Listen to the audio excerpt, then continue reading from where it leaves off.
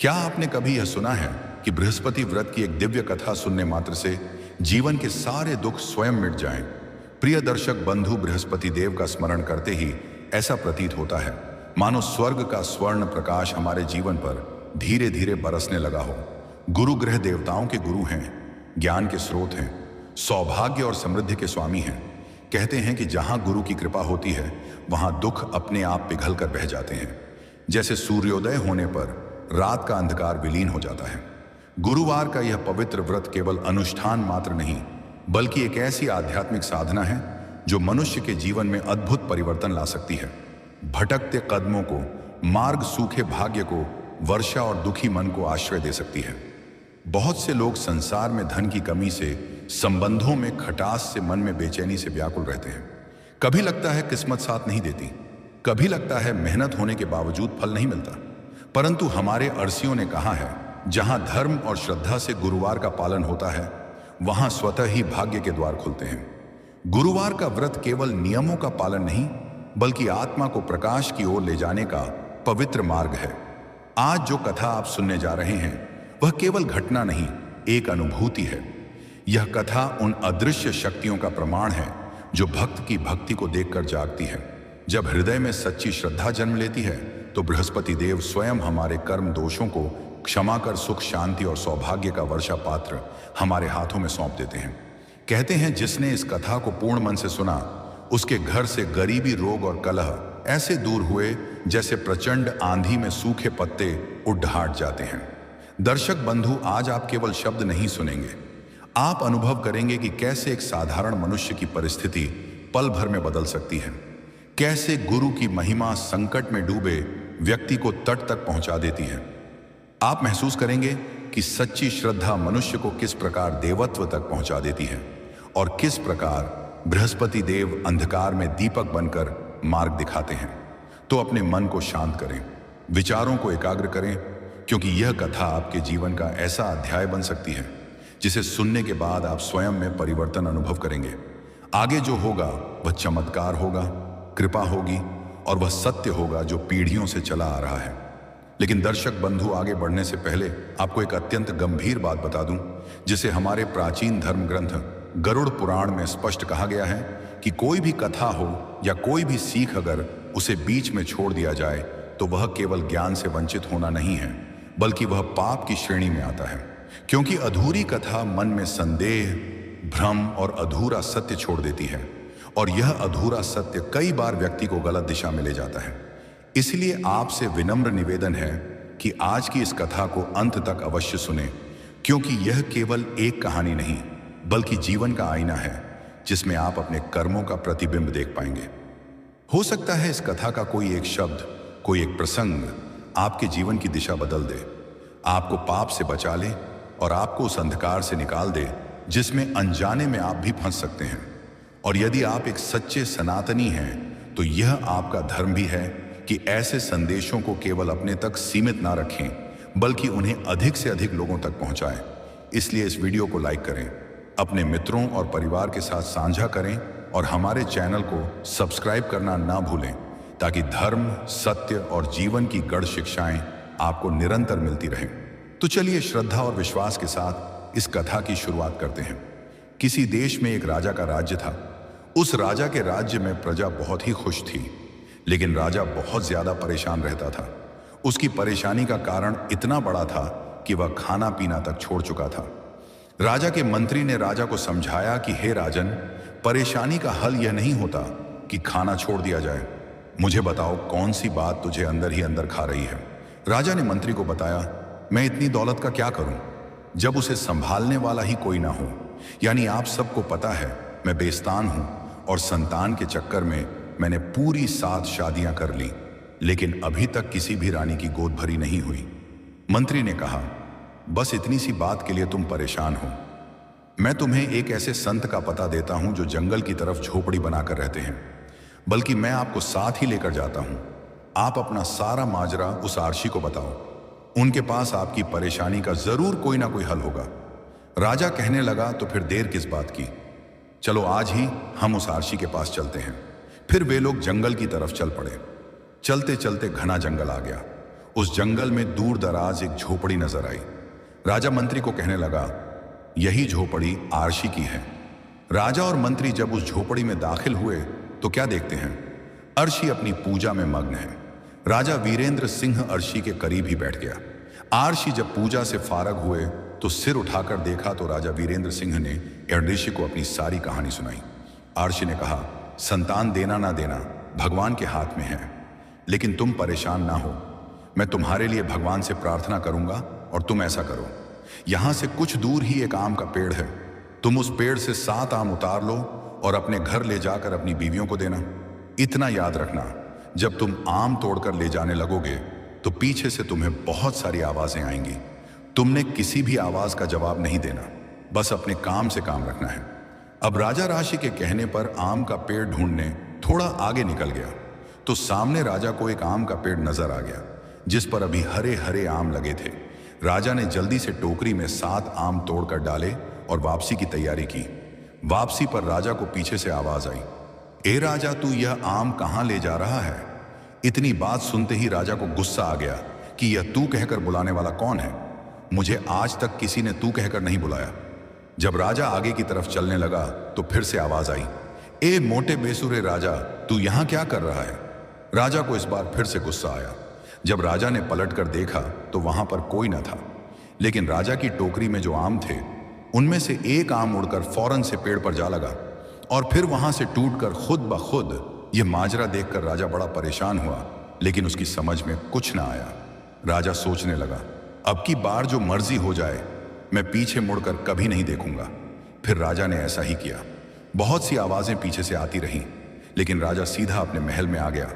आकर अपनी 7 रानियों को आम दिए, ये लो, इनको खा लो। रानियां कहने लगी, यह आम तो खट्टे हैं, हम ऐसे आमों का क्या खाएं?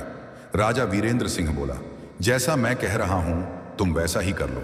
6 रानियां तो वहीं पर मौजूद थीं और उन्होंने अपना अपना आम खा लिया।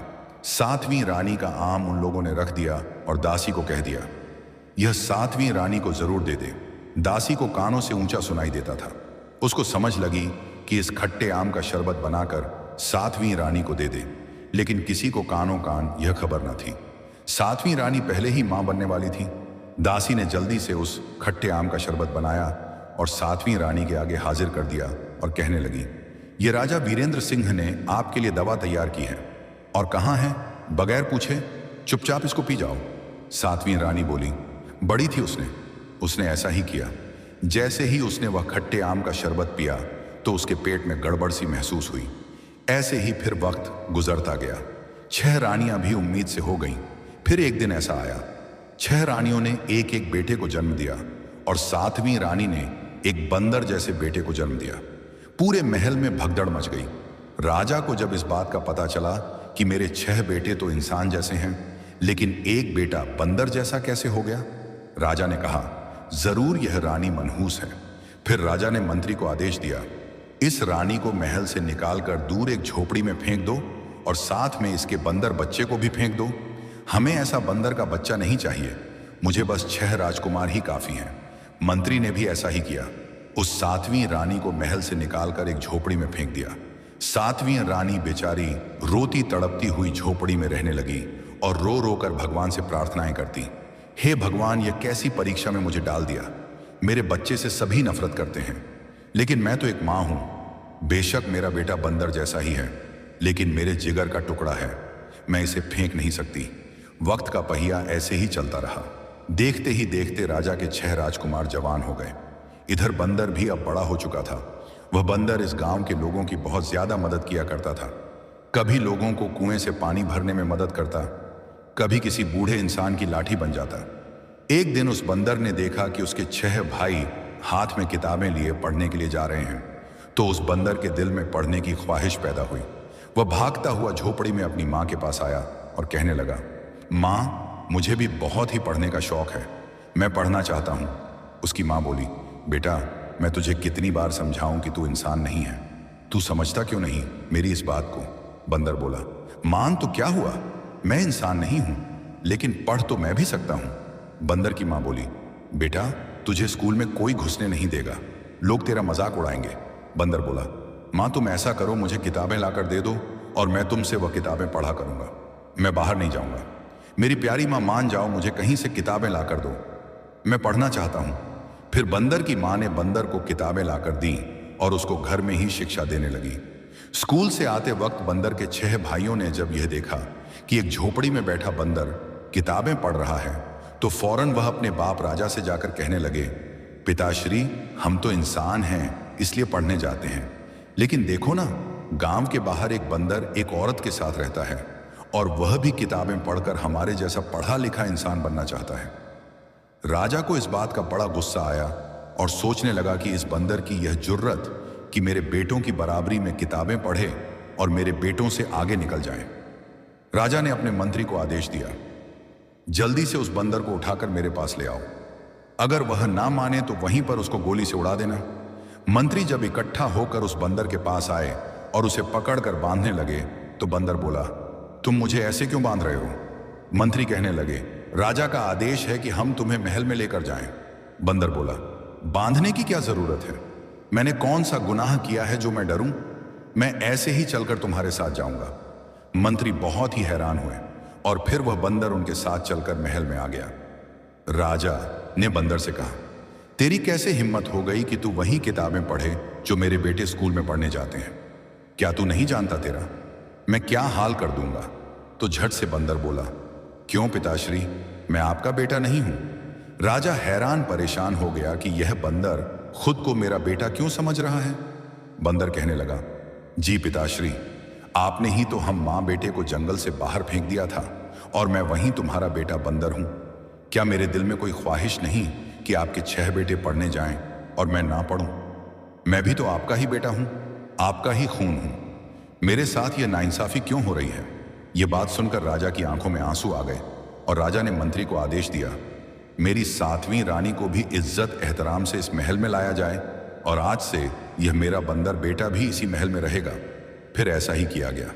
इसके बाद जब राजा के 6 बेटे पढ़ लिख कर समझ बूझ वाले हो गए तो राजा ने अपने 6 बेटों को इकट्ठा किया और कहा, तुम लोग एक एक घोड़े पर बैठ जाओ और जाओ जंगल की तरफ। तुम लोगों ने अपने लिए एक एक राजकुमारी ढूंढकर लानी है। उन्हीं राजकुमारियों से तुम लोगों की शादियां होंगी। यह बात सुनकर बंदर भागता हुआ अपनी मां के पास आया और कहने लगा, मां, मैं भी भाइयों के साथ जाना चाहता हूं। बंदर की मां बोली, बेटा, एक तो तुम हो ऐसे और ऊपर से किसी बात के पीछे ही पड़ जाते हो। तुम्हारी कहां शादी होगी क्योंकि तुम बंदर हो। बंदर बोला, मां, मेरे अंदर भी तो दिल है, मैं भी भाइयों की तरह जिंदगी जीना चाहता हूं।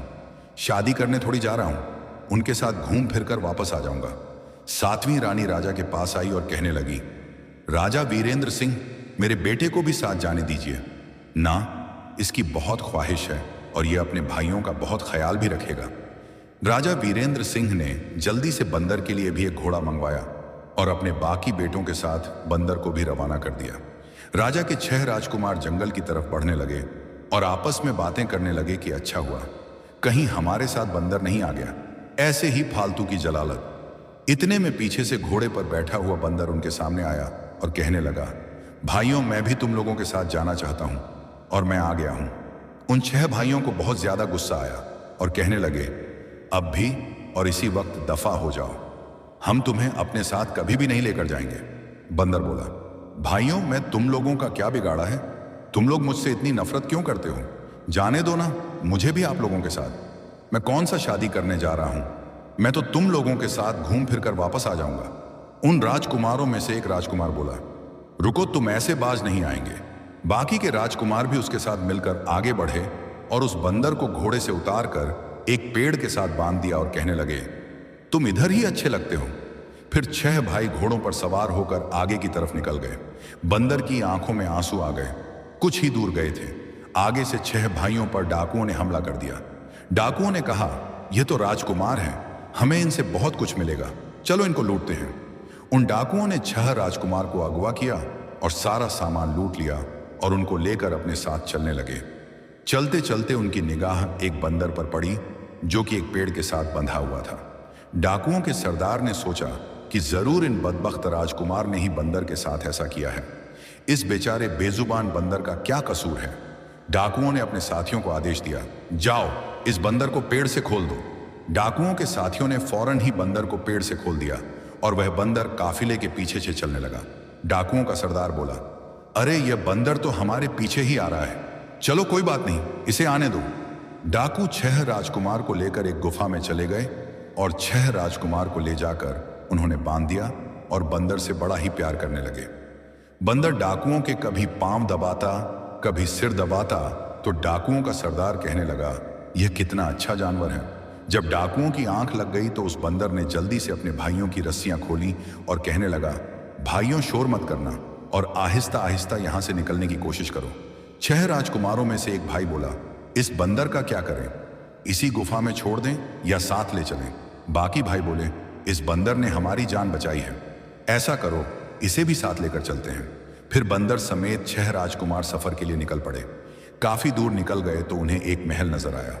6 राजकुमार महल को देखकर बहुत खुश हुए और कहने लगे, हम इसी महल के अंदर जाते हैं। और बंदर को बोले, तुम इस महल में आने की कोशिश भी मत करना, तुम तो बंदर हो, जाओ किसी पेड़ पर घूमो, जाकर तुमने हमारी जान बचाई थी तो इसलिए तुम्हें हम इतनी दूर तक सैर करवा रहे थे, अब तुम यहां से दफा हो जाओ। उस बंदर की आंखों में आंसू आ गए। राजकुमार तो महल के अंदर दाखिल हो गए, लेकिन वह बंदर पेड़ के पास इंतजार था, वहीं पर बैठकर रोने लगा। इधर 6 राजकुमार महल के अंदर गए तो महल के अंदर राजा वीरेंद्र सिंह बैठे हुए थे। उस राजा की भी 7 बेटियां थीं। राजा 6 राजकुमार को देखकर बहुत ही ज्यादा खुश हुआ, क्योंकि राजा की जो 7वीं बेटी थी उसके पैदा होते ही 7वीं रानी का इंतकाल हो चुका था।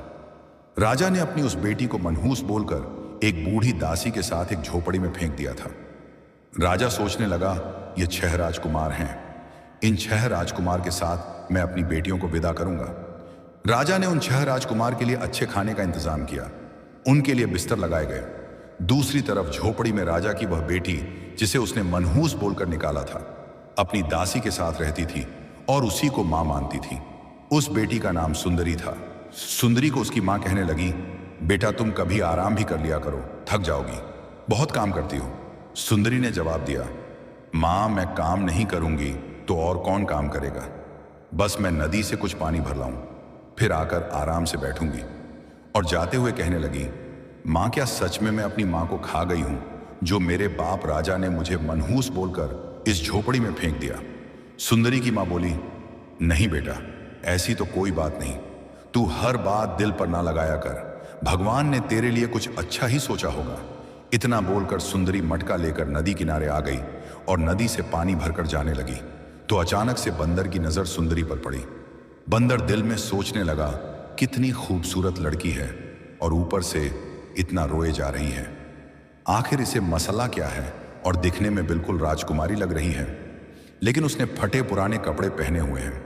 फिर उस बंदर ने सुंदरी का पीछा किया और चलते चलते सुंदरी की झोपड़ी तक पहुंच गया। उसे झोपड़ी के अंदर से रोने की आवाजें आईं। वह बंदर झोपड़ी के कुछ और करीब गया तो उसे कुछ बातें सुनाई दी। सुंदरी अपनी मां से कह रही थी, मां देखो ना, मेरी 6 बहनों राजकुमारियों के लिए 6 राजकुमार उन्हें ब्याहने के लिए आए हैं, लेकिन मैं भी तो राजकुमारी हूं और मेरे बाप ने मुझे झोपड़ी में फेंका हुआ है।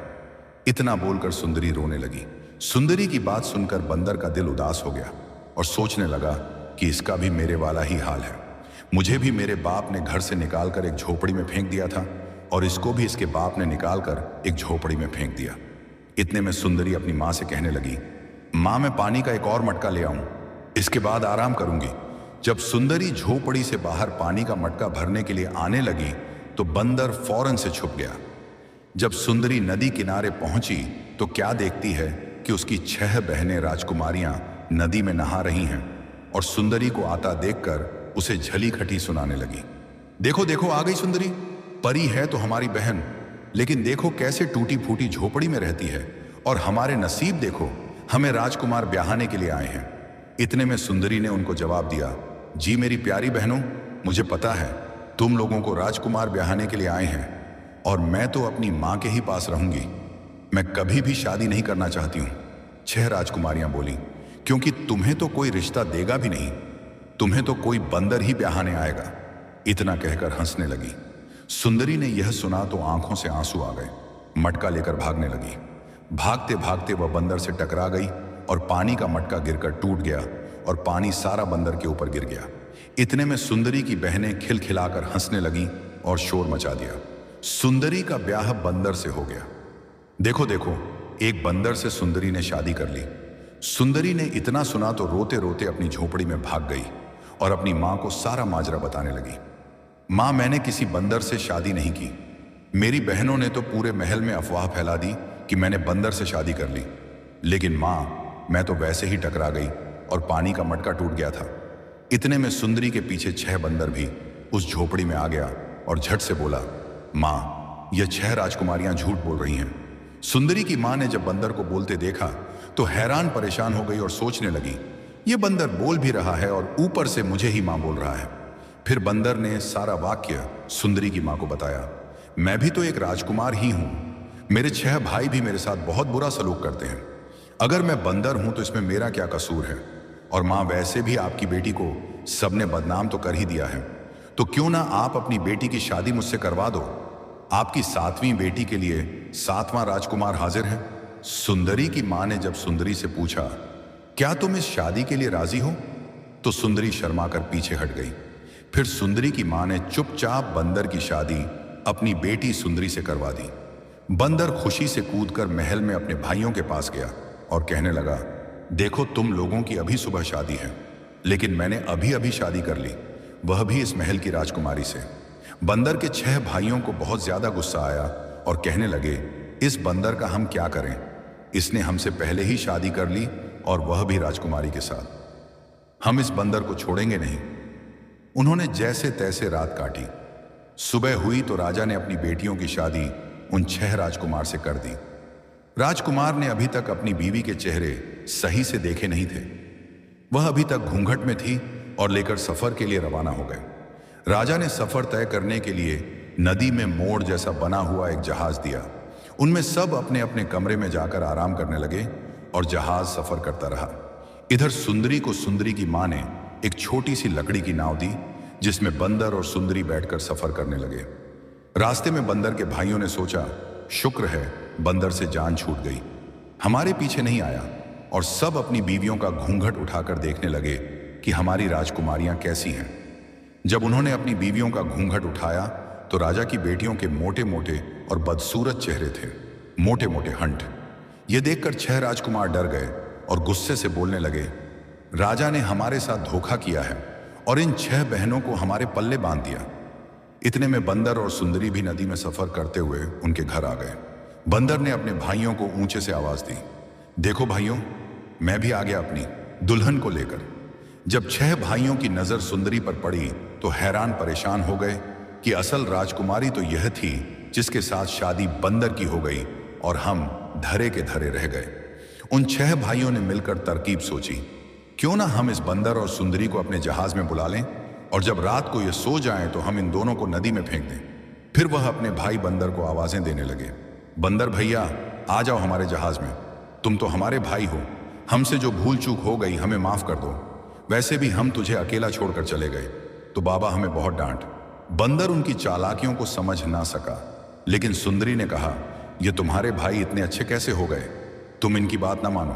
बंदर ने कहा, शायद उनको अपनी गलती समझ में आ गई है। तुम ऐसा करो, हम अपने भाइयों के साथ ही चलते हैं। फिर बंदर और सुंदरी 6 राजकुमार के जहाज में चले गए। उन्होंने अपने प्लान के मुताबिक जब बंदर और सुंदरी सो गए तो मशवरा किया, हम ऐसा करते हैं, रात काफी हो चुकी है, सुनामी बढ़ गया है, हम इन दोनों को बिस्तर समेत उठाकर नदी में फेंकते हैं। फिर इन लोगों ने बिस्तर समेत उठाकर सुंदरी और बंदर को नदी में फेंक दिया। बिस्तर पानी में गिरते ही लहरों ने उसे दूर धकेल दिया। जहाज पर खड़े 6 राजकुमार हंसी दबाकर बोले, भाग्य से सुंदर दुल्हन हमारी गई थी, अब उसे भी खत्म कर दिया। कोई तो बुरा ना बोल सकेगा कि हमने छोटा कदम उठाया। फिर सभी अपने कमरों में जाकर चैन की नींद सो गए। इधर नदी में तेज लहरें उठीं। रात के अंधेरे में तूफान बढ़ता गया, लेकिन बिस्तर जिस पर सुंदरी और बंदर सो रहे थे डूबा नहीं, जैसे किसी अदृश्य शक्ति ने उसे सहारा दे रखा हो। सुंदरी की आंख अचानक खुल गई। उसने देखा कि वह नदी के बीच बह रही है। घबराकर वह चिल्लाई, उठो उठो, हम पानी में गिर गए, हमें डुबो दिया गया। बंदर ने तुरंत आंखें खोली। उसने इधर उधर देखा, फिर बोला, मैंने कहा था तुम्हें, मेरे भाइयों की नीयत ठीक नहीं। अब देखो, उन्होंने हमें मौत के हवाले कर दिया। सुंदरी रोते हुए बोली, अब हम क्या करेंगे? यह बिस्तर तो भीग रहा है, कब तक तैरता रहेगा? बंदर ने आंखें बंद करके कुछ मन ही मन बोला, जैसे कोई मंत्र पढ़ रहा हो। अचानक बिस्तर कांपने लगा और लकड़ी की नाव में बदल गया। सुंदरी चौंक कर बोली, यह कैसे हुआ? बंदर मुस्कुराकर बोला, जब मुझे श्राप मिला था तब मेरे गुरु ने कहा था, जो प्रेम करेगा उसे तू बचा पाएगा। आज तुम्हारे भरोसे ने मुझे शक्ति दी है, इसी शक्ति से हम तूफान से बचेंगे। धीरे धीरे नाव शांत पानी की ओर बढ़ने लगी। सुबह हुई तो नाव नदी किनारे आ लगी। सामने एक घना जंगल था। सुंदरी ने घबराकर कहा, यह कौन सी जगह है? क्या यहां हमारे लिए कोई होगा? बंदर बोला, डरना मत, यही वह जगह है जहां मुझे अपने असली रूप का मार्ग मिलेगा। दोनों नाव से उतरे। जंगल में पक्षियों की आवाज, फूलों की खुशबू और हवा की ठंडी धुन सुनाई दे रही थी। थोड़ी दूर चलने पर उन्हें एक छोटी झोपड़ी दिखाई दी। झोपड़ी से एक वृद्ध साधु निकले। उनके बाल सफेद, चेहरा शांत और आंखों में जैसे वर्षों का तप था। साधु ने उन्हें देखते ही कहा, आ गए तुम दोनों, समय पूरा हो रहा है, आज से तुम्हारी परीक्षा शुरू होगी। सुंदरी चौंक कर बोली, आप हमें पहले से जानते हैं? साधु बोले, हाँ, जिस दिन इस राजकुमार को श्राप मिला था उसी दिन मैंने भविष्य देख लिया था। जब सच्ची पत्नी उसे स्वीकार करेगी तभी यह श्राप टूटेगा। लेकिन यह श्राप केवल प्यार से नहीं टूटेगा, इसके लिए तुम दोनों को 7 परीक्षाएं देनी होंगी। बंदर ने घबरा कर कहा, 7 परीक्षाएं? कैसी परीक्षाएं? साधु बोले, तुम्हें 7 दिनों में 7 परीक्षाएं पास करनी होंगी। हर परीक्षा प्रेम, विश्वास और त्याग की होगी। यदि तुम असफल हुए तो तुम्हारा प्रेम हमेशा के लिए अलग हो जाएगा और यह बंदर हमेशा के लिए बंदर ही रहेगा। सुंदरी ने बिना सोचे कहा, मैं अपने पति के लिए सब करूंगी। बंदर ने उसे देखते हुए कहा, और मैं तुम्हारे प्यार की रक्षा करूंगा। साधु ने मंदिर के पीछे एक सुनहरी घंटी की ओर इशारा किया और बोला, पहली परीक्षा वहीं शुरू होगी। सुंदरी और बंदर दोनों ने एक दूसरे का हाथ पकड़कर आगे कदम बढ़ाया। अब वे प्रेम की लड़ाई लड़ने वाले थे, मन, शक्ति, विश्वास और नियति से।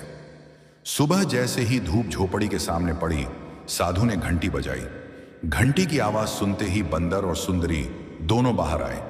साधु एक पत्थर के आसन पर बैठे थे। साधु बोले, पहली परीक्षा विश्वास की है। यहां से 5 जंगलों की दूरी पर एक तालाब है। उस तालाब में एक नीलकमल खिलता है।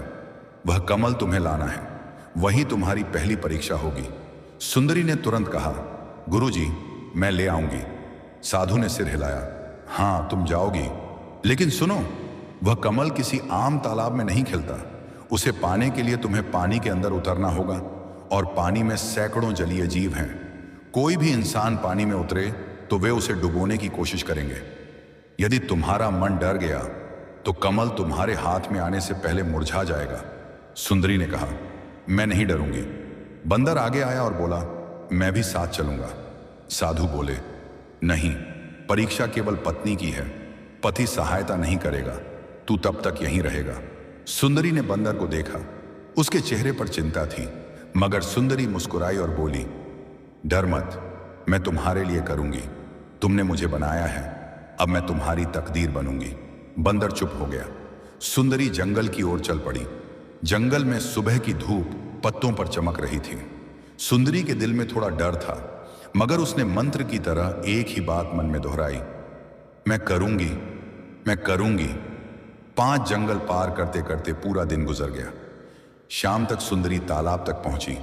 पानी शांत था, मगर उसकी गहराई काली थी, जैसे पानी नहीं अंधेरा भरा हो। सुंदरी ने बिना सोचे पानी में कदम रखे। वह धीरे धीरे तैरते हुए गहराई में उतरने लगी। तभी अचानक पानी के नीचे से एक हाथ निकला, फिर दूसरा, फिर तीसरा। सैकड़ों हाथ, मानो किसी अधमरे इंसान की आत्माएं उसे पकड़ने आई हों। वे उसे नीचे खींचने लगे। सुंदरी डर गई, मगर उसने कमल पर नजर रखी जो नीली रोशनी से चमक रहा था। उसने मन में कहा, मैं किसी को डरने नहीं दूंगी, मैं किसी का सहारा बनूंगी, मैं अपने पति को बचाने आई हूं। अचानक उन हाथों की पकड़ ढीली हो गई।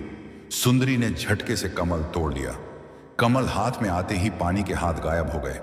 वह सुरक्षित बाहर निकल आई। कमल उसकी हथेली में नीले प्रकाश की तरह चमक रहा था। वह वापस दौड़ती हुई साधु के पास पहुंची। साधु ने कमल को देखा और मुस्कुरा दिया। परीक्षा पूर्ण। प्रेम में पहला नियम है डर को हराना। बंदर ने राहत की सांस ली। रात को दोनों ने मिलकर भोजन किया, मगर साधु ने कहा, अभी तो 6 और बाकी हैं। सुबह हुई, दूसरी घंटी बजी। साधु बोले, दूसरी परीक्षा त्याग की है। सुंदरी, तुम्हें जंगल के पार एक महल मिलेगा जिसमें एक बूढ़ी रानी रहती है। वह रानी तुमसे तुम्हारी सबसे प्रिय वस्तु मांगेगी, चाहे वह तुम्हारी चूड़ियां हों, तुम्हारा वस्त्र हो या कुछ और। तुम्हें बिना मोल भाव, बिना शर्त उसे दे देना होगा, तभी परीक्षा पूरी होगी। सुंदरी मुस्कुराई, एक बूढ़ी रानी ही तो है, दे दूंगी। बंदर चिंतित हुआ, क्या वह जो चाहे ले सकती है? साधु बोले, हाँ, और वह तुम्हारे पति का जीवन भी मांग सकती है। सुंदरी के चेहरे से मुस्कान गायब हो गई। बंदर चौंका, क्या? मैं? नहीं, मैं उसे कुछ नहीं दूंगा। साधु बोले, परीक्षा सुंदरी की है, वह निर्णय करेगी। सुंदरी बोली, मैं किसी को तुम्हें नहीं दूंगी, चाहे श्राप न टूटे, चाहे हम सदा जंगल में रहें, मैं तुम्हें नहीं दूंगी। साधु गंभीर होकर बोले, याद रखो, त्याग स्वार्थ छोड़ने का नाम है। जो प्रिय है वही त्याग होता है, देखना किसका त्याग होगा। सुंदरी गहरी सोच में पड़ गई। वह जंगल पार करके महल पहुंची। वहां बूढ़ी रानी एक सोने के पलंग पर बैठी थी। रानी बोली, आ गई? मुझे सब पता है, तुम्हारा पति बंदर बना हुआ है, श्रापित। श्राप टूटने के लिए तुम आई हो, तुम्हें यह परीक्षा देनी है। सुंदरी बोली, हाँ महारानी। रानी बोली, तो मुझे वह वस्तु दे दो जो तुम्हें सबसे प्रिय है। सुंदरी ने अपनी चूड़ियां उतारी, मोती का हार उतारा।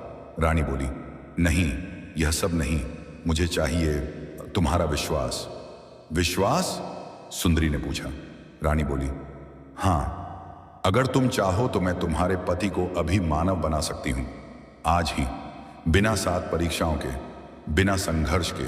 सुंदरी खुश होकर बोली, सच? रानी बोली, सच, पर एक शर्त है, तुम्हें विश्वास छोड़ना होगा कि वह तुम्हारा है। वह तेरा पति रहेगा, पर तू उसे अपना नहीं समझ सकेगी। उसके जीवन में तू होगी, पर मन में जगह नहीं होगी। क्या तू यह स्वीकार करेगी? बिना विश्वास के प्यार? सुंदरी के कदम डगमगा गए। उसे लगा जैसे जान निकल गई। वह बोली, प्यार बिना विश्वास के तो वह प्यार नहीं, कैद है। मैं उसे बंदर रूप में भी स्वीकार करूंगी, पर बिना विश्वास के नहीं। बूढ़ी रानी मुस्कुराई, उसका चेहरा बदल गया। वह साधु का रूप बन गई। वह बोली, दूसरी परीक्षा भी पूरी। प्रेम भरोसे से चलता है, किसी लालच से नहीं। सुंदरी वापस लौट आई। बंदर ने उसे गले लगा लिया। अनोखी शांति महसूस हुई। दूसरी रात गुजर गई। सुबह तीसरी घंटी बजी। साधु बोले, तीसरी परीक्षा सहनशीलता की है, इस बार परीक्षा पति की होगी। बंदर बोला, मेरी? हाँ, सुंदरी को 7 दिन तक कोई शिकायत नहीं करनी होगी। चाहे वह गुस्सा करे, चाहे वह कुछ गलत कहे, तुम सहोगे। तुम उससे नाराज नहीं होगे, तुम उसे कटु वाणी नहीं बोलोगे, तुम दुखी नहीं होगे, तुम रोओगे नहीं, तुम केवल सहोगे, क्योंकि प्रेम केवल पाने का नहीं, सहने का भी नाम है।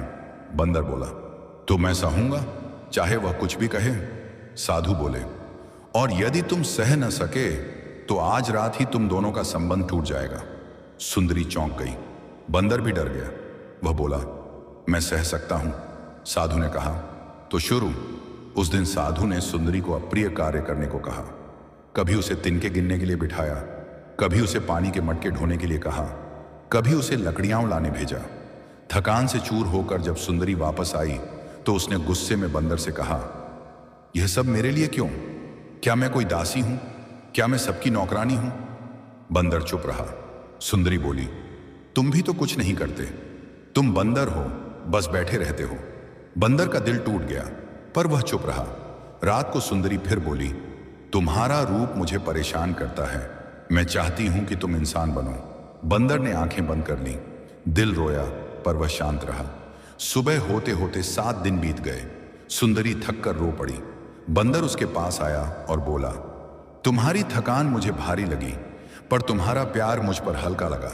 मैं सहता रहूंगा, तुम बस मेरे साथ रहो। सुंदरी रोकर बोली, मैंने तुम्हें दुख दिए और तुमने सह लिया, यह कैसा प्रेम है? बंदर बोला, जिसमें सहनशीलता है वही प्रेम है, जो बस खुशियों में साथ हो वह सौदा है। साधु आए और बोले, तीसरी परीक्षा पूरी, अब चौथी घंटी बजने को थी। तीसरी परीक्षा पूरी होते ही साधु ने लंबी सांस ली, जैसे किसी भारी बोझ का ताला खुला हो। बंदर के चेहरे पर थकान थी, सुंदरी के मन में अपराध बोध। मगर साधु बोला, प्यार सहनशीलता से मजबूत होता है, पर अब इसे पहचान चाहिए। इसलिए चौथी परीक्षा पति और पत्नी दोनों की है। बंदर और सुंदरी दोनों साथ में आगे आए। अब क्या करना होगा गुरुजी? सुंदरी ने पूछा।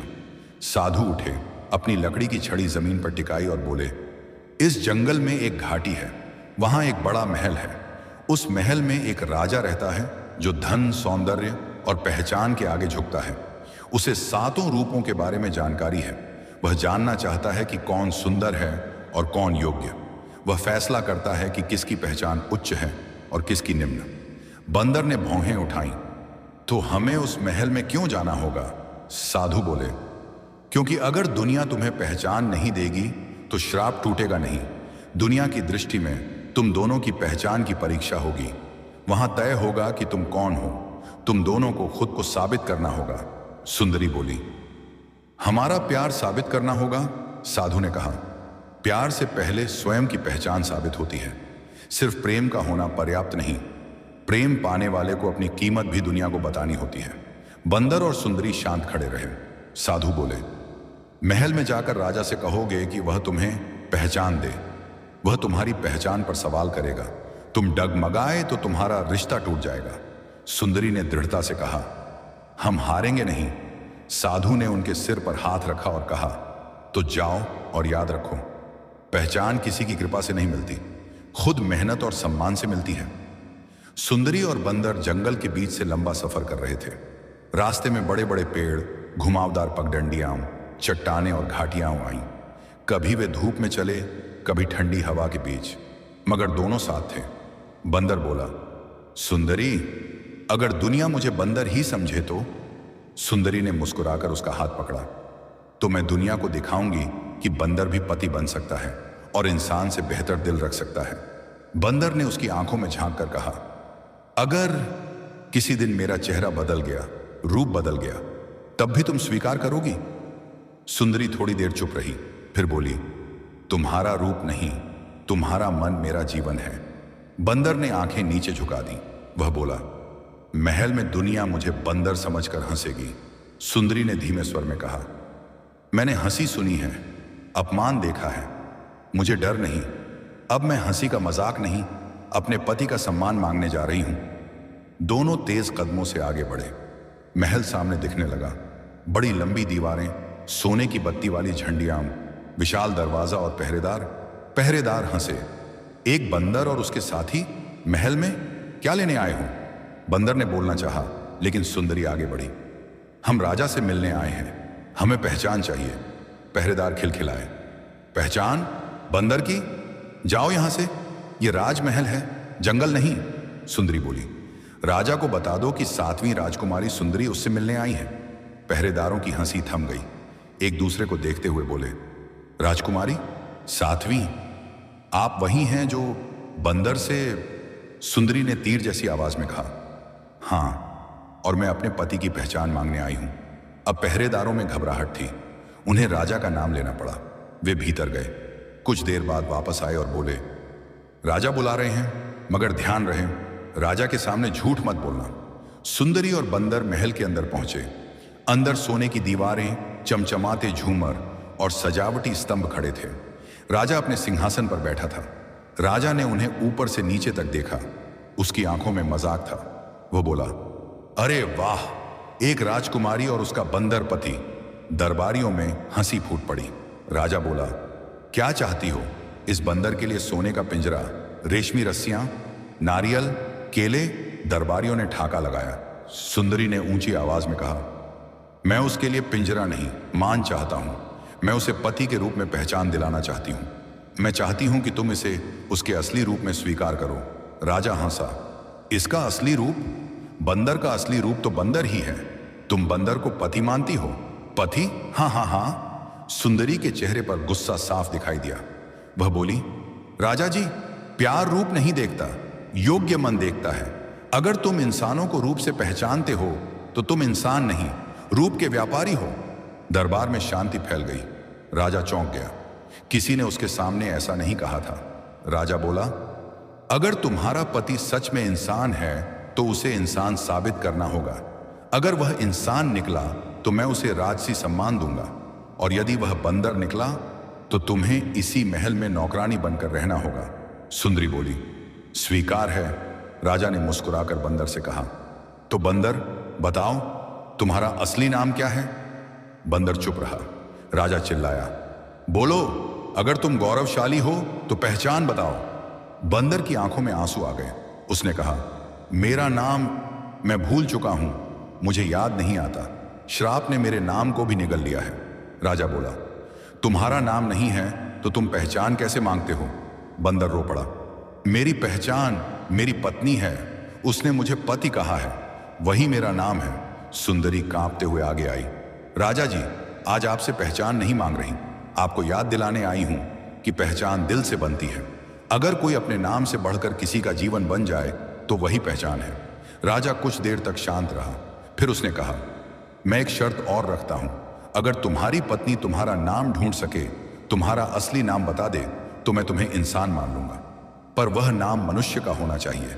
महल में कानाफूसी शुरू हो गई। सुंदरी बोली, मैं नाम लाकर दूंगी, चाहे पूरा संसार ढूंढना पड़े।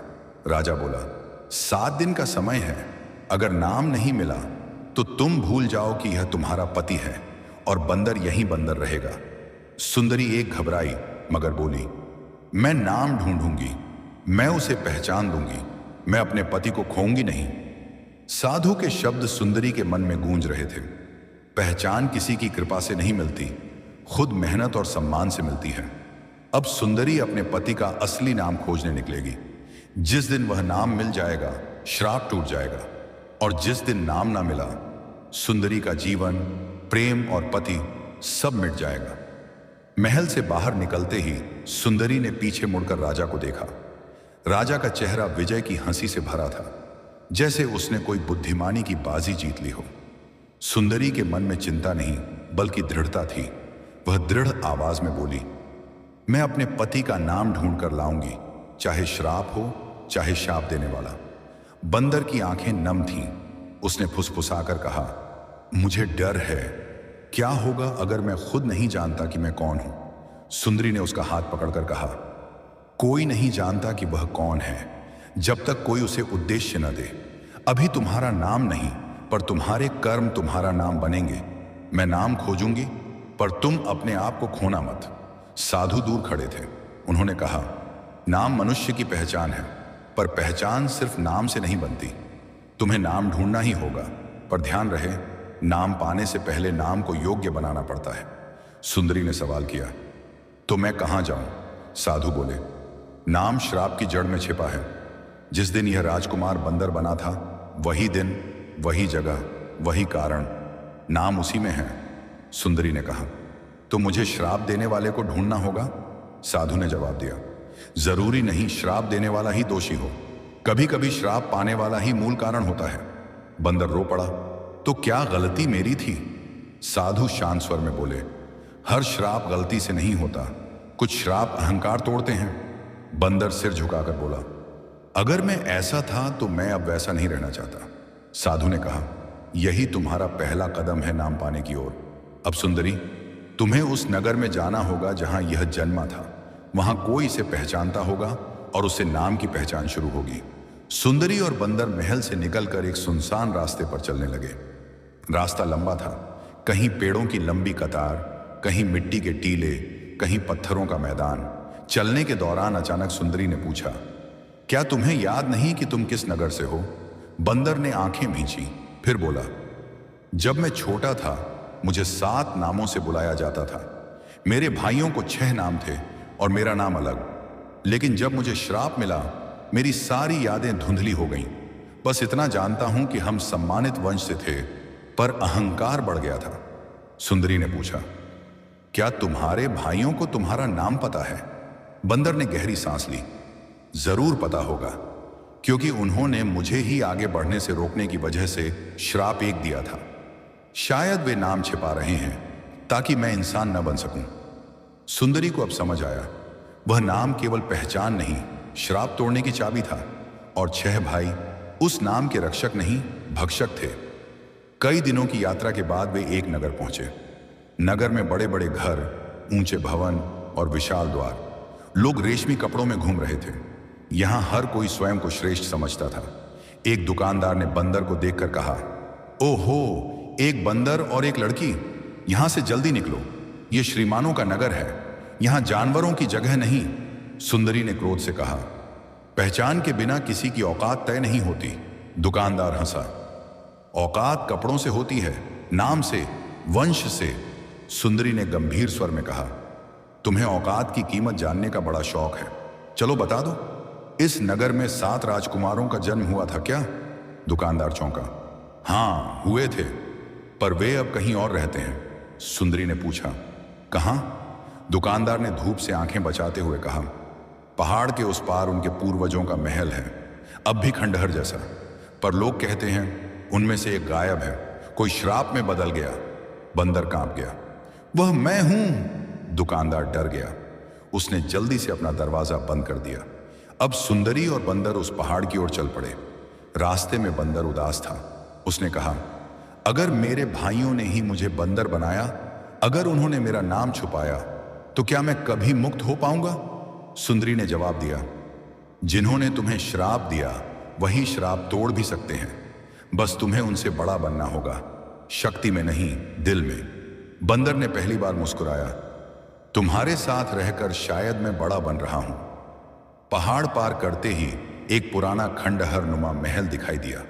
महल सामने आते ही हवा भारी हो गई, जैसे दर्द से भरी इतिहास की यादें उसमें समाई हों। महल के द्वार पर एक पत्थर की दीवार थी जिस पर 7 नाम खुदे हुए थे, मगर 7वां नाम मिटाया हुआ था। बंदर ने कांपते हाथों से दीवार छुई, ये मेरा नाम था, किसी ने इसे मिटा दिया। सुंदरी बोली, यानी तुम्हारे भाइयों ने तुम्हारा नाम मिटाया ताकि तुम पहचान खो दो, पहचान खोकर तुम बंदर बन जाओ और वे राजकुमार कहे जाएं। तभी एक भारी आवाज आई, हमने नाम मिटाया अपनी रक्षा के लिए। वे आवाजें उनके पीछे से आईं। वहां 6 भाई खड़े थे, उनका चेहरा क्रोध से भरा था।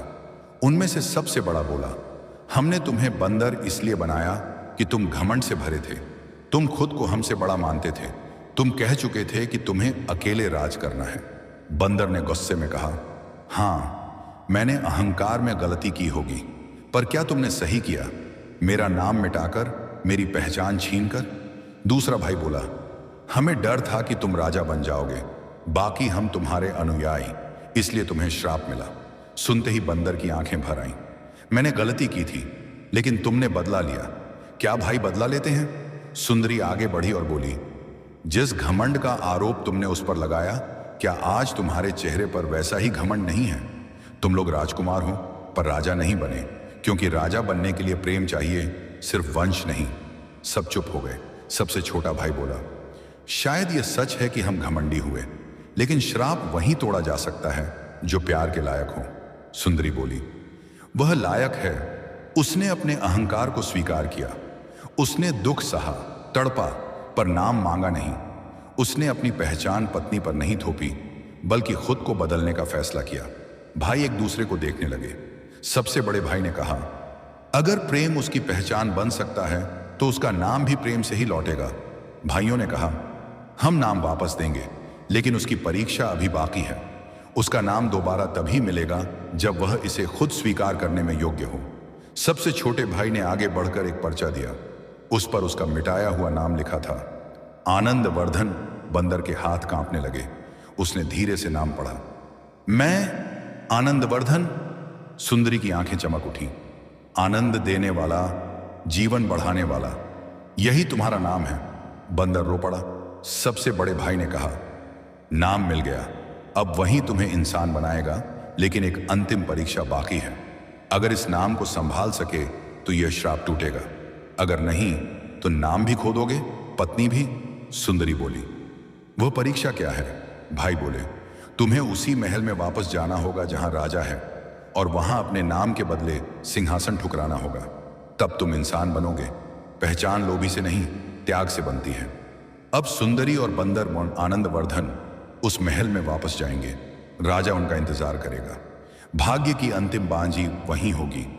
सुंदरी और अब आनंदवर्धन नाम से पहचाने जाने वाले राजकुमार पहाड़ के महल से निकलकर वापस उस नगर की ओर बढ़े जहां राजा उनका इंतजार कर रहा था।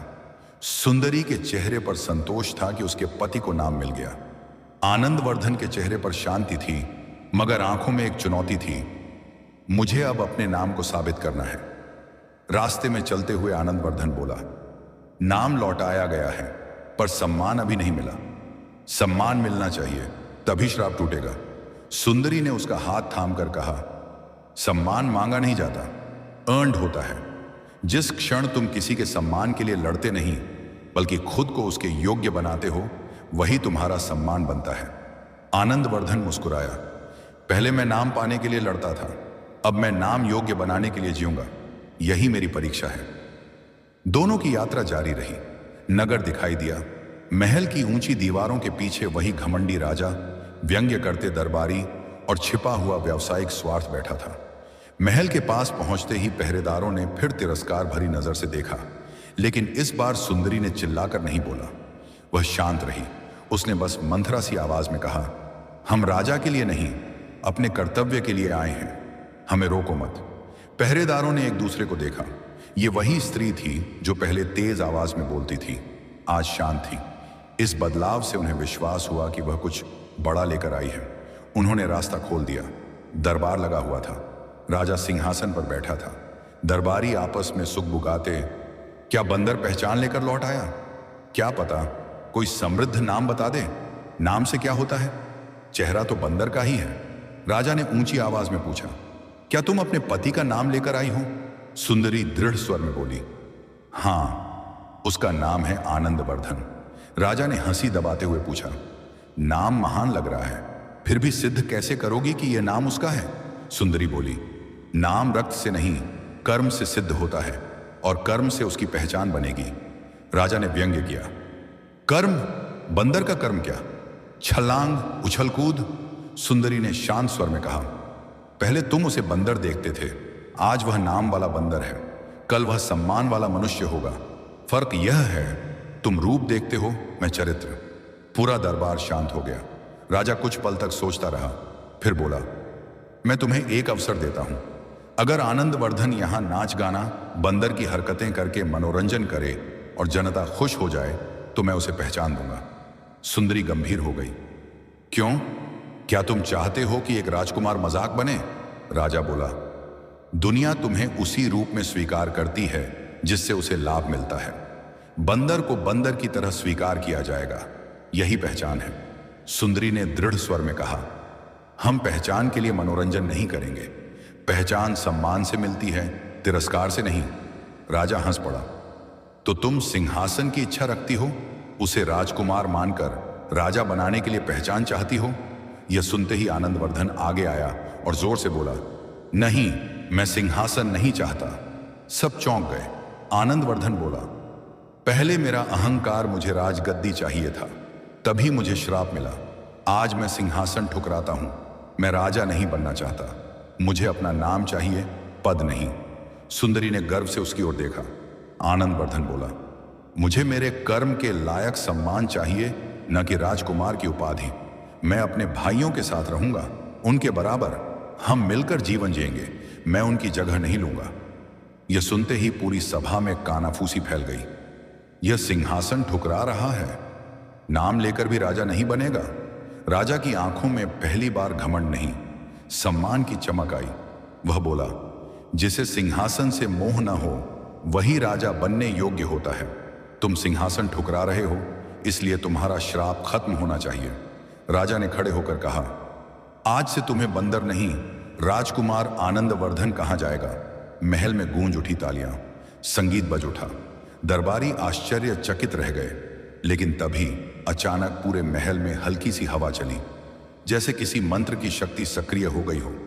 आनंदवर्धन के शरीर में झिलमिलाहट होने लगी, उसके हाथ कांपने लगे और कुछ ही पलों में वह बंदर से मानव रूप में बदलने लगा। उसका चेहरा बदल रहा था, हाथ बदल रहे थे। वह सीधा खड़ा हो गया। उसकी आंखों में अब मनुष्य का तेज था। रूप सुंदर नहीं, पर वीरता और गरिमा से भरा था। उसका पूरा अस्तित्व बदल चुका था। सुंदरी की आंखों से आंसू बह निकले। उसने कहा, तुम अब वो हो जो हमेशा थे। आनंदवर्धन ने मुस्कुराकर कहा, नहीं, मैं अब वो हूं जो तुम्हारे कारण बन पाया। तुमने पहचान दी, इसलिए मैं मानव बना। 6 भाई आगे आए। वे सिर झुकाकर बोले, हम तुम्हें स्वीकार करते हैं, बराबरी से, भाई की तरह। आज हम तुम्हें पहचान देते हैं। आनंदवर्धन ने उन्हें गले से लगा लिया। सुंदरी को उन्होंने राजकन्या के रूप में स्वीकार किया। राजा ने कहा, तुम्हारा प्रेम ही तुम्हारा राज्य है, तुम्हारा घर ही तुम्हारा महल। तुम राजा न बनकर भी राजा हो। साधु ने दूर से मुस्कुराकर कहा, श्राप वहां खत्म होता है जहां अहंकार खत्म होता है और प्रेम अपना सम्मान पा लेता है। सुंदरी और आनंदवर्धन महल से निकले, पर सिंहासन की ओर नहीं, वे घर की ओर लौटे। प्रेम के साथ, पहचान के साथ, बराबरी के साथ। समाज ने उन्हें राजा नहीं कहा, पर सभी ने उन्हें सम्मान दिया, और सम्मान ही असली राजगद्दी है। श्राप टूटने के बाद भी सुख की राहें आसान नहीं रही थीं। आनंदवर्धन और सुंदरी अपने भाइयों के साथ वापस पुराने पहाड़ी महल में रहने लगे।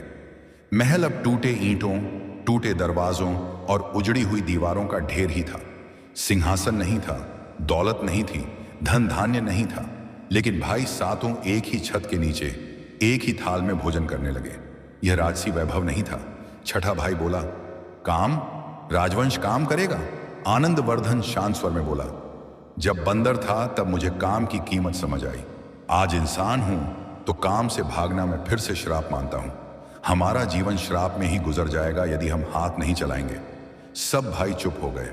सुंदरी जल ला रही थी। उसने मुस्कुराकर कहा, जिस दिन मैंने पानी के मटके ढोकर काम शुरू किया था, तभी समझ लिया था कि शाही रक्त नहीं, श्रम ही इंसान बनाता है। यह सुनकर भाइयों पर असर हुआ। अगले दिन सातों भाई गांव के लोगों के पास गए। किसी ने पूछा, क्या आप नाम जानते हुए मजदूरी करेंगे? आनंदवर्धन बोला, नाम हमने कमाया नहीं, सिर्फ पाया है। अगर नाम को सच्चा बनाना है तो मेहनत करनी होगी। धीरे धीरे उन्होंने काम शुरू किया। कोई खेतों में हल चलाने लगा, कोई ईंटें उठाने लगा, कोई पानी भरकर लाने लगा। सुंदरी और बहुओं ने भी चक्की चलाने का काम शुरू किया। पूरे गांव में बातें होने लगी, राजकुमार होकर भी ये काम कर रहे हैं, इन्हें शर्म नहीं आती। लेकिन कुछ समझदार लोग बोले, इनमें अभिमान नहीं, यही असली राजसी कुल है। ऐसे ही कुछ महीने बीत गए। धीरे धीरे गांव वालों के दिल में आदर बढ़ने लगा। एक दिन एक व्यापारी पहाड़ों से होकर आया। उसने देखा कि सातों भाई खेतों में काम कर रहे हैं और उनकी पत्नियां सब्जियां और ब्रेड जैसी रोटियां बाजार में बेच रही हैं। व्यापारी बोला, आपकी मेहनत अच्छी है, पर यह बहुत साधारण काम है। अगर आप मेरे लिए काम करें तो आप सोना कमा सकते हैं। आपके पास राजसी खून है, आपको व्यापार करना चाहिए। आनंदवर्धन ने पूछा, क्या व्यापार करना होगा? व्यापारी बोला, पूजा सामग्री का व्यापार। पूरा क्षेत्र, पूरा राज्य मेरे विचार से चल सकता है। अगर आप नाम का उपयोग करें, मैं धन दूंगा। आप नाम दें, मैं व्यापार चलाऊंगा। राजवंश का नाम बेचो, मैं सोना दूंगा। भाइयों को लालच आया। उनमें से एक बोला, नाम बेचकर धन आएगा तो हम आसानी से जी सकते हैं। दूसरा बोला, हम राजकुमार थे, क्या दिक्कत है, नाम बेचकर कुछ गलत नहीं होगा। आनंदवर्धन ने गहरी सांस ली। नाम बेचोगे तो नाम नहीं रहेगा। नाम अगर व्यापार बन जाए तो सम्मान चला जाएगा। समृद्धि तब तक ही सुंदर है जब तक वह ईमान से आए, नाम बेचकर नहीं। व्यापारी मुस्कुराया, तुम्हारी सोच महान है, लेकिन महान सोच पेट नहीं भरती। आनंदवर्धन बोला, हां, पर बेचा हुआ सम्मान कभी वापस नहीं आता। जिस दिन मैंने सिंहासन छोड़ा, उस दिन मैंने सीखा कि पहचान त्याग में होती है, व्यापार में नहीं। व्यापारी चला गया। भाइयों में कुछ को गुस्सा आया, कुछ को समझ आया। सबसे छोटा भाई बोला, क्या हम जिंदगी भर इसी संघर्ष में रहेंगे, श्रम करते रहेंगे, बिना सोना पाए? आनंदवर्धन मुस्कुराया, सोना कमाने के लिए नाम बेचना फिर से बंदर बनना है।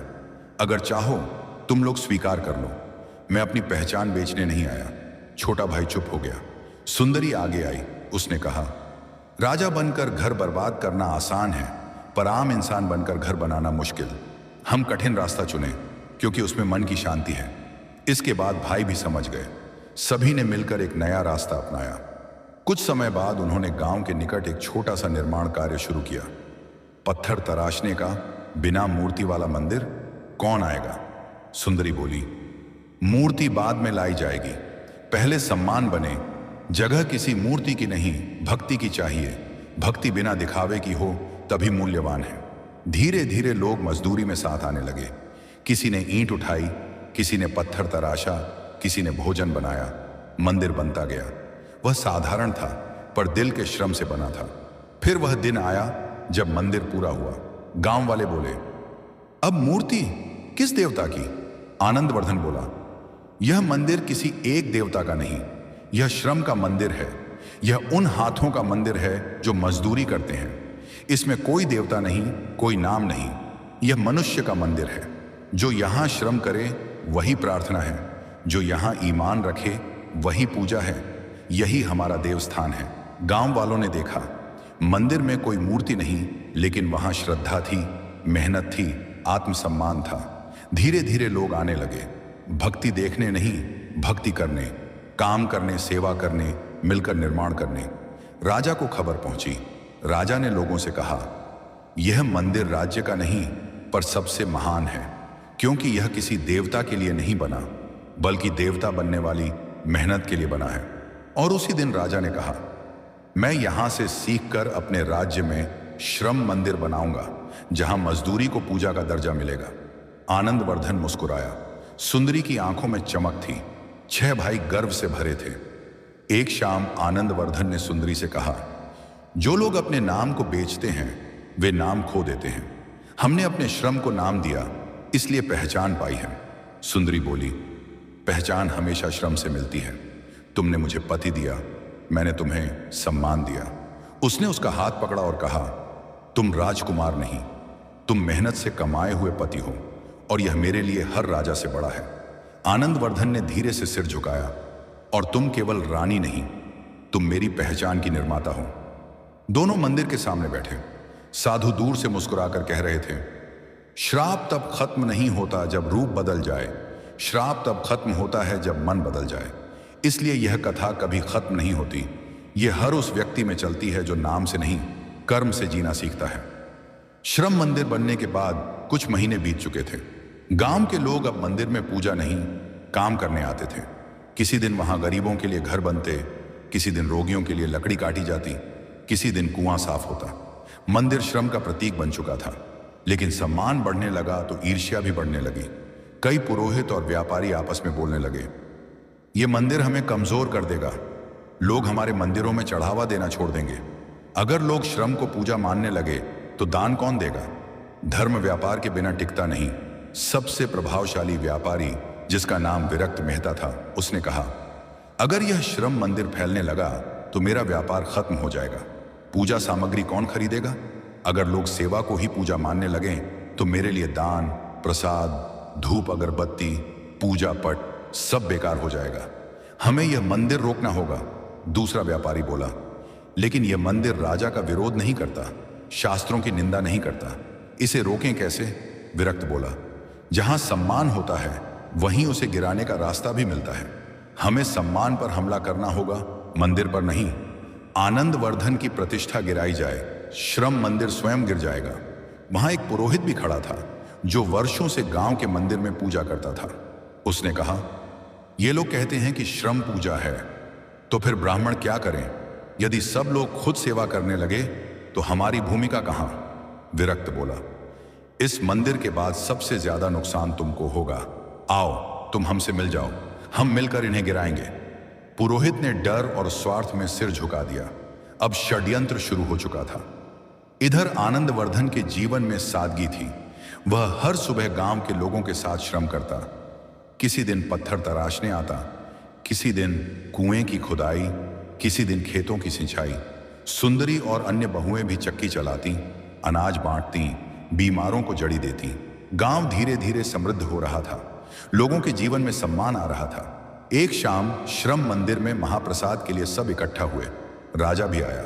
राजा ने कहा, मैं दूसरे गांवों में भी श्रम मंदिर बनाने का आदेश देता हूं। जहां श्रम पूजा बन जाए वहां भुखमरी नहीं टिकती। जिस राज्य में हर एक कामदार देवता समझे जाए, उस राज्य में गरीबी भागती है। सब खुश हुए, लेकिन यह बात विरक्त और पुरोहित के मन में जल गई। विरक्त बोला, राजा उसी का समर्थन कर रहा है।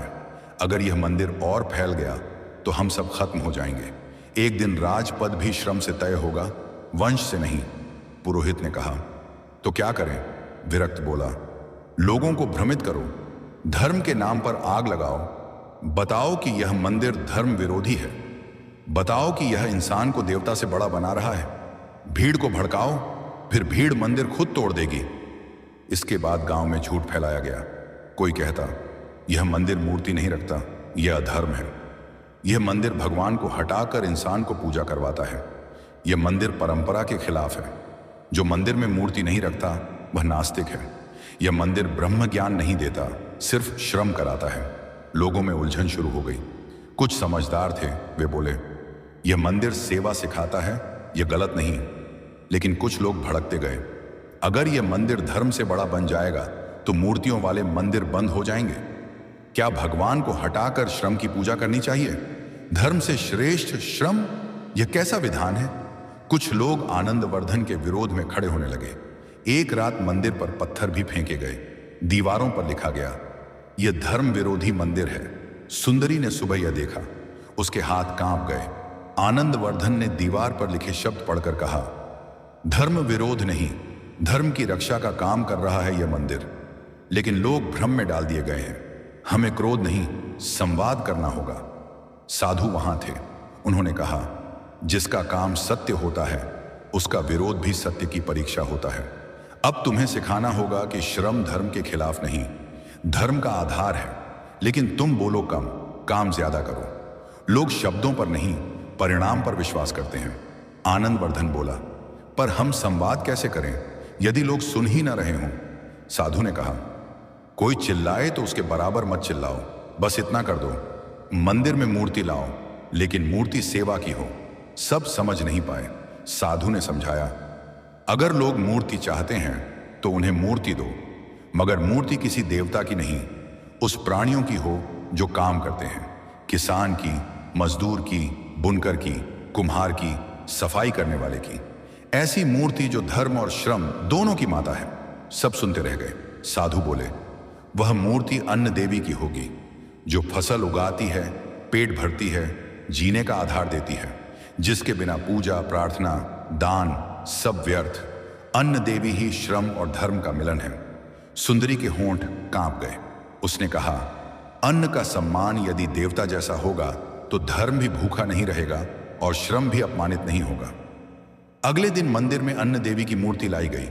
मूर्ति साधारण थी, न हाथ में शस्त्र, न मुकुट, न बाघ, न वीणा। बस खेत में खड़ी एक स्त्री, बालों में दुपट्टा, हाथ में धान। वह देवी थी, पर मनुष्य के रूप में। मूर्ति देखते ही विरोधियों के मुंह बंद हो गए। भक्त बोल उठे, यह तो अन्न है, यह तो मां है, यह तो देवता से पहले देवत्व है। राजा खुद आया। उसने कहा, जिस राज्य में अन्न की पूजा हो वहां धर्म और जीवन दोनों सुरक्षित रहते हैं। विरक्त और पुरोहित भी मंदिर आए। उनके चेहरे झुके हुए थे। विरक्त बोला, आपने धर्म को छोटा नहीं किया, आपने धर्म को भूखा नहीं रहने दिया।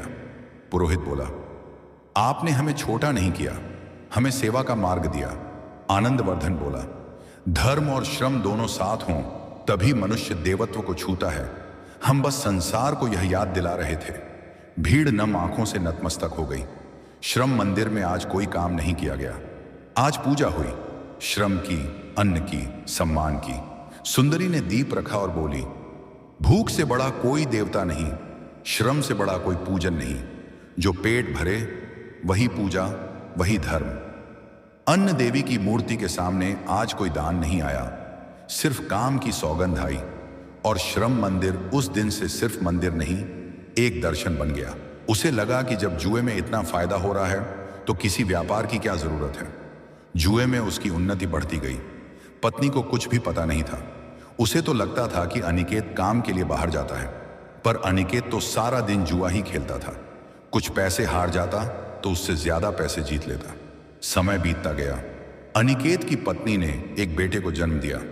अब भी घर जैसा तैसा चल रहा था। अनिकेत पिताजी की जायदाद के पैसों से जुआ खेलता रहा और इस खेल में और भी माहिर हो गया। एक दिन अनिकेत के पास वीरभद्र का संदेश आया, घर आ जाओ, मां का देहांत हो गया। यह सुनकर अनिकेत के पैरों तले जमीन खिसक गई। उसकी आंखों से आंसू निकल पड़े। वह अपनी पत्नी को लेकर वीरभद्र के बताए पते पर पहुंचा। वहां पहुंचकर वह हैरान रह गया। वीरभद्र किसी छोटे घर में नहीं बल्कि एक बहुत ही बड़े महल जैसी हवेली में रहते थे। वहीं मां का अंतिम संस्कार हुआ। अनिकेत की आंखें फैल गईं। उसे लगा मेरे भाई ने तो पिताजी की जायदाद बेचकर कितना बड़ा कारोबार बना लिया और मैं जुआ खेलकर इतने पैसे कमाने के बाद भी आज एक छोटे से घर में हूं। यह देखकर उसका दिल बहुत दुखा, लेकिन वह कुछ कर नहीं सकता था। फिर धीरे धीरे अनिकेत के बुरे दिन शुरू हो गए। वह जुए में अपना सब कुछ हारने लगा। समय के साथ उसकी पत्नी को भी पता चल गया कि अनिकेत कोई काम नहीं करता, बस जुआ खेलता है। घर में झगड़े बढ़ने लगे। जुए की लत ने अनिकेत को बिल्कुल खाली हाथ कर दिया। अब उसके पास हारने को कुछ भी नहीं बचा था। तब उसने एक भयानक फैसला किया। जिस घर में वे रहते थे उसे भी बेच देगा। जब उसने पत्नी से कहा कि वह घर बेच रहा है और अब वे किराए के मकान में जाएंगे, तो उसकी पत्नी ने बहुत दुख भरा हंगामा किया। वह रोते हुए बोली, तुमने अपना सब कुछ बर्बाद कर दिया। अपने भाई को देखो, परिश्रम करके कितना सफल हो गया और तुमने मेहनत की ही नहीं, इसीलिए यह हाल हुआ।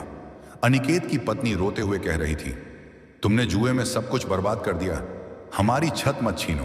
काश तुम गलत रास्ते पर ना चलते, मेहनत कर लेते तो आज हमें यह दिन ना देखना पड़ता। अनिकेत ने धीरे से कहा, मैंने कभी मेहनत नहीं की। मैंने हमेशा अपनी जिंदगी अपने हिसाब से जीना चाहा है। और तुम कौन होती हो मेरे मामलों में बोलने वाली? पत्नी ने दुख भरी आवाज में कहा, अच्छा अगर यही बात है तो मैं हमेशा के लिए तुम्हें छोड़कर जा रही हूं और अपना बच्चा भी साथ ले जाऊंगी। उसकी बात सुनकर अनिकेत का दिल टूट गया।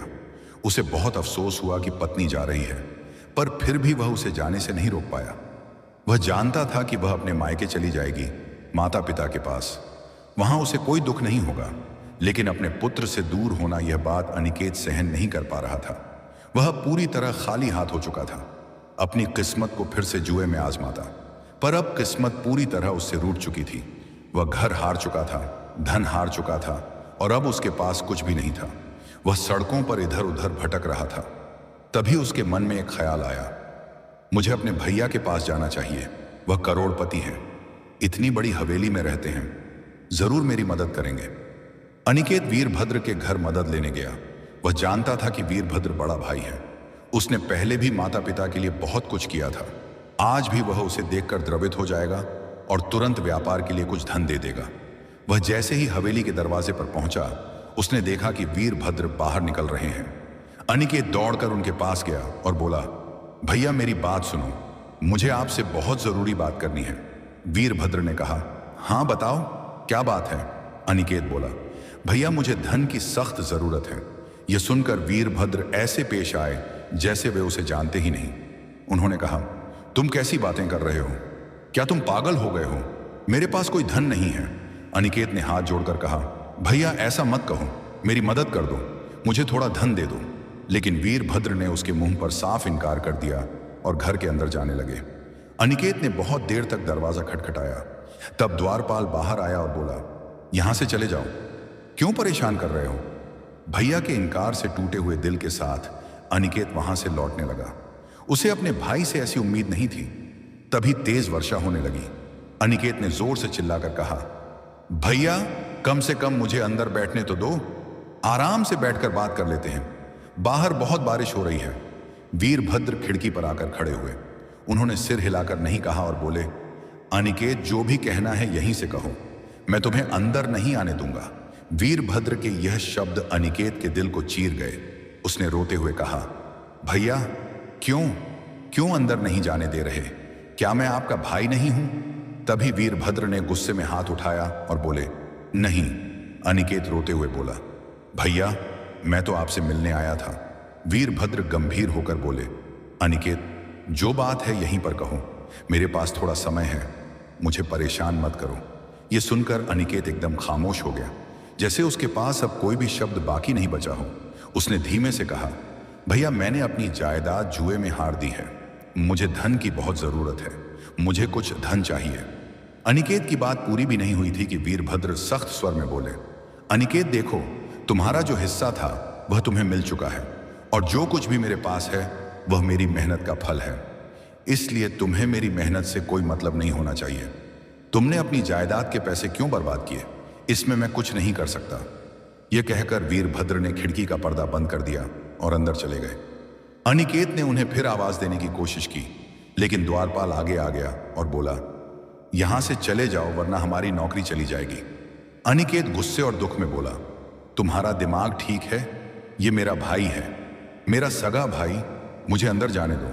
द्वारपाल बोला, मालिक थोड़े गुस्से में हैं, बाद में ठीक हो जाएंगे। अनिकेत ने अपनी सफाई देनी चाहिए, लेकिन द्वारपाल बिल्कुल कठोर था। उसने अनिकेत की एक भी बात नहीं सुनी और शांत लेकिन मजबूत पकड़ से उसे दरवाजे के बाहर निकाल दिया। अनिकेत बाहर तेज वर्षा में भीग रहा था, लेकिन वहां किसी को उसकी कोई परवाह नहीं थी। चलते चलते अचानक उसे ठोकर लगी और वह औंधे मुंह गिर पड़ा। उसकी ठोड़ी से खून निकलने लगा, पर वहां कोई नहीं था जो उसे उठाता, कोई नहीं जो उसके घाव पर हाथ रखता। वह वही पत्थर जिसने उसे चोट पहुंचाई थी उठाकर जोर से सड़क की दूसरी ओर फेंक दिया। फिर आसमान की ओर मुंह उठाकर चिल्लाया, देख लेना वीरभद्र, मैं तेरा जीना मुश्किल कर दूंगा। जिस जायदाद पर तू गर्व कर रहा है, मैं तेरे हाथ से सब कुछ छीन लूंगा। तेरे पास एक फूटी कौड़ी भी नहीं रहने दूंगा। वह दिन अनिकेत के लिए बहुत भारी था। उसकी जायदाद जा चुकी थी, उसके रिश्ते टूट चुके थे, उसकी पत्नी उसे छोड़कर मायके चली गई थी और उसने पुत्र का चेहरा तक नहीं दिखाया। बरसती हुई बारिश में उसके पास बैठने की कोई जगह नहीं थी, पेट में अन्न का एक दाना भी नहीं था। लंबे समय तक चलते चलते उसका शरीर कांपने लगा, क्योंकि वर्षा बहुत तेज थी और यह ठंडी सर्दियों वाली वर्षा थी जो इंसान को बीमार कर देती है। उसके हाथ पैर नीले पड़ने लगे, पर फिर भी वह उसी वर्षा में चलता ही रहा, जैसे वह खुद को ही सजा दे रहा हो। कभी ऐसा लगता कि वह खुद से बदला लेना चाहता है और कभी लगता कि वह अपने ही मन को दर्द देकर कुछ भुलाना चाहता है। जब अनिकेत की हालत बहुत खराब हो गई थी, तब वह सड़क के एक किनारे गिर गया था। उसे कोई होश नहीं था। बाकी सारी